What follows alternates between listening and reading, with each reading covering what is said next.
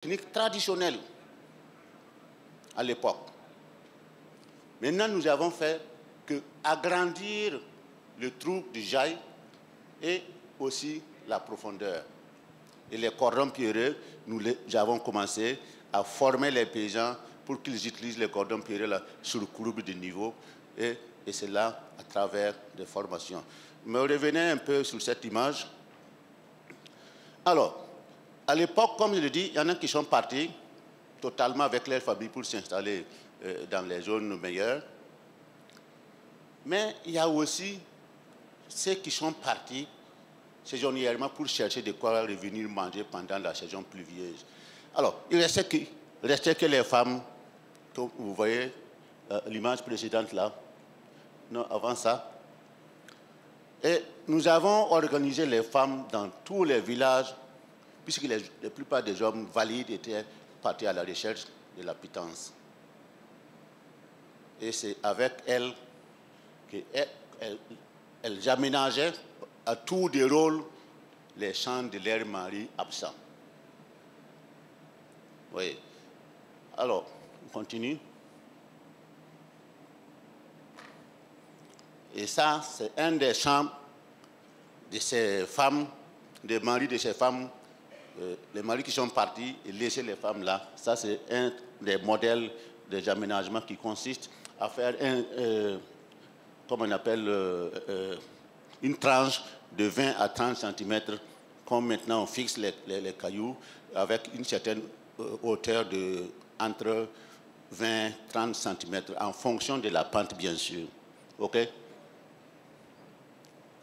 Suivant. Ça également, c'est des groupes de femmes formés pour aménager un site de plus de 30 hectares. Suivant. Alors, excusez-moi. Alors, pour les hommes qui sont revenus, à partir de ces aménagements, les gens ont commencé à augmenter leur rendement. Donc, les hommes sont revenus et on les a organisés. Parce que pour faire les cordons pierreux, ça demande un effort considérable. Il faut aller dessoucher les pierres, il faut les transporter et il faut venir les placer sur les lignes de courbe de niveau. Alors, et ça suppose que ceux qui ont les moyens pouvaient les faire également. Ceux qui n'ont pas les moyens ne pouvaient pas aussi le faire. Et comment nous avons fait? On les a organisés à des groupes de 20 ou de 25. Ce qui fait, en Morée, on appelle ça Soshara, ça veut dire c'est entraide culturelle. Aujourd'hui, on va aménager le champ de X, demain, on va dans le champ de Y, etc., etc. Mais le problème qui se posait, c'était comment alimenter les gens pendant ce travail-là, parce que c'est assez dur. Donc, nous avons approché à l'époque Catouel, qui a bien voulu nous donner quelques vivres. Et ces vivres, comment nous les avons utilisés? On a dit, bon, si tu prends par exemple un sac pour nourrir les gens, à la récolte, ils se sont entendus pour donner une certaine quantité de la récolte. Ça veut dire qu'à la fin, on constituait un stock qu'on appelait un stock de roulement. Et ce stock de roulement, chaque année, si tu prends le céréal, si tu prends par exemple une tine c'est à peu près entre 15-20 kg, je ne sais pas, mais tu remboursais une tine et demie à la récolte, ce qui fait que le stock ne faisait qu'accroître. Voilà. Donc, à un certain moment, certains villages ont transformé ça en banque de céréales. Voilà. Ici, pour dire que les cordons pierreux ne font pas que augmenter les rendements agricoles. Ça permet aussi de réalimenter la nappe phréatique. Dans la plupart des cas, les gens quittaient leur village pour aller chercher l'eau entre 5, 6, 7 et même 10 km, parce que tous les puits étaient taris, parce que la nappe phréatique était séchée. Alors, mais avec ça, dans plusieurs villages, la nappe s'est réalimentée, comme mon prédécesseur disait, la nappe a remonté. Et ça a permis à beaucoup de villages de réutiliser cette eau qui est revenue au niveau des vieux puits là pour faire du maraîchage. OK. La technique du jail que je parlais tout de suite aussi, c'est là aussi qu'on contribue à alimenter, non seulement à augmenter le rendement agricole, mais aussi à réalimenter la nappe. Et voici les conséquences.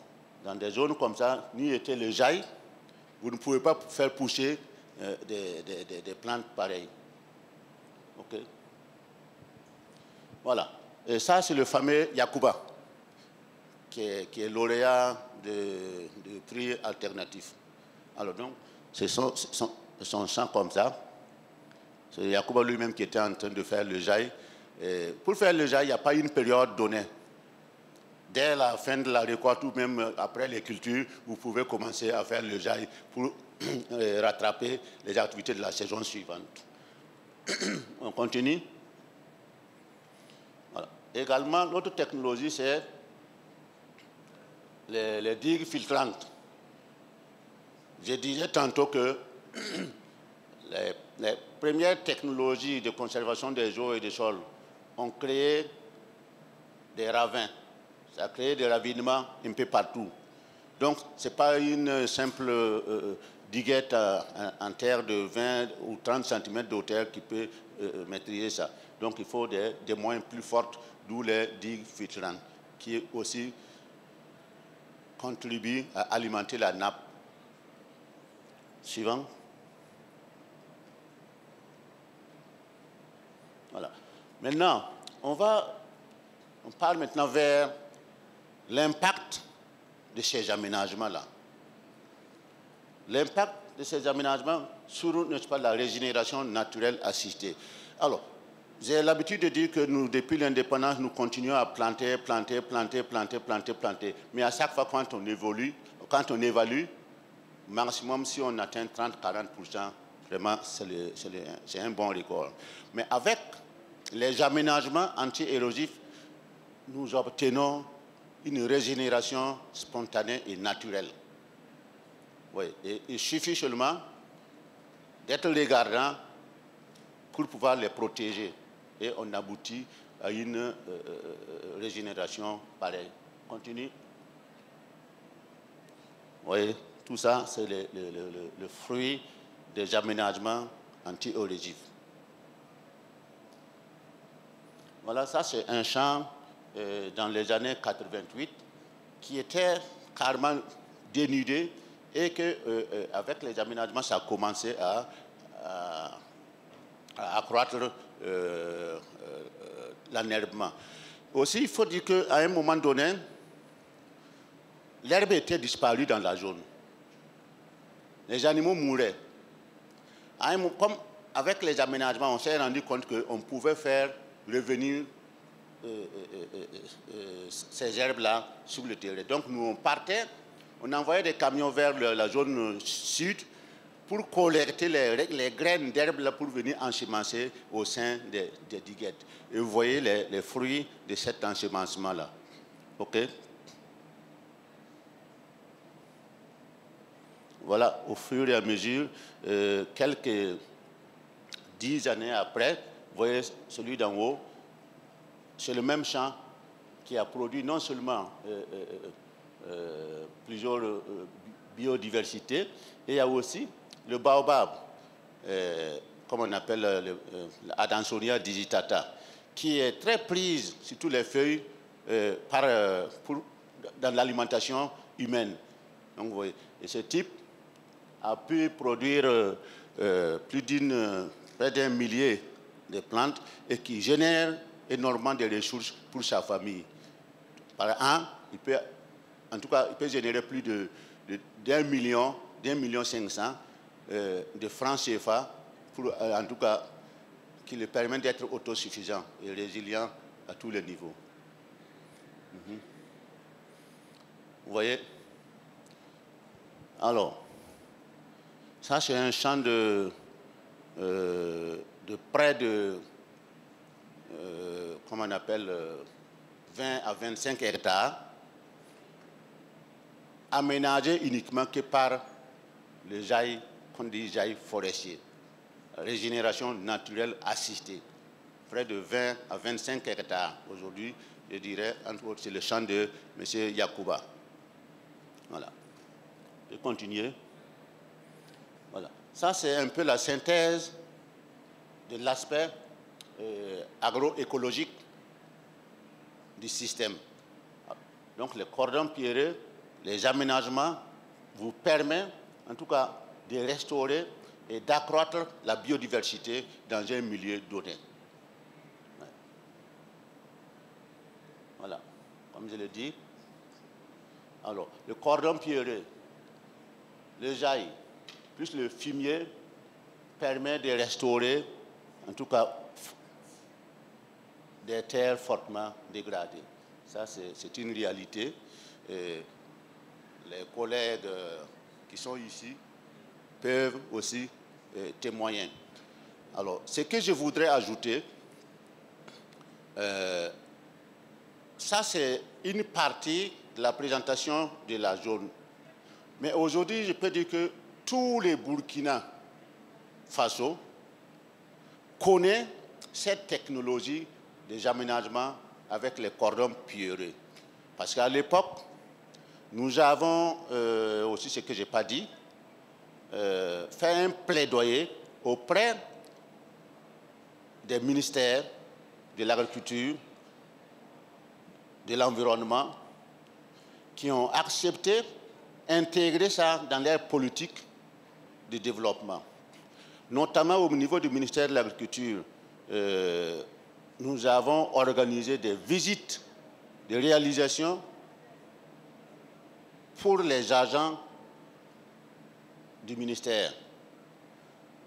Et à un moment donné, le ministère, comme on appelle le FAIR, Fonds de développement rural, a été le premier à intégrer ça dans leur système d'aménagement. Suivi maintenant des autres ministères.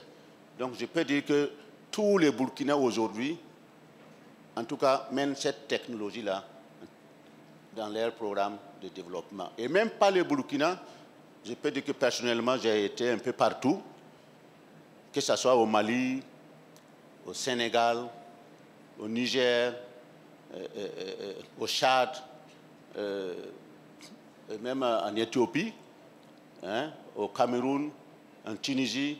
En tout cas, j'y étais pour en tout cas faire des formations dans le cas, n'est-ce pas, de l'utilisation des cordons pierreux là, pour la lutte anti-érosif. Donc voilà.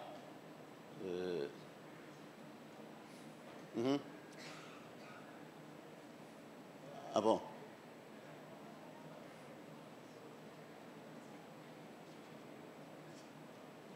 C'est tout?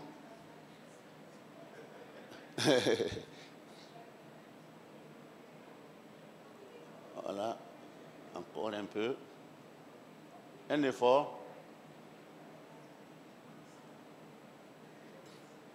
Bon.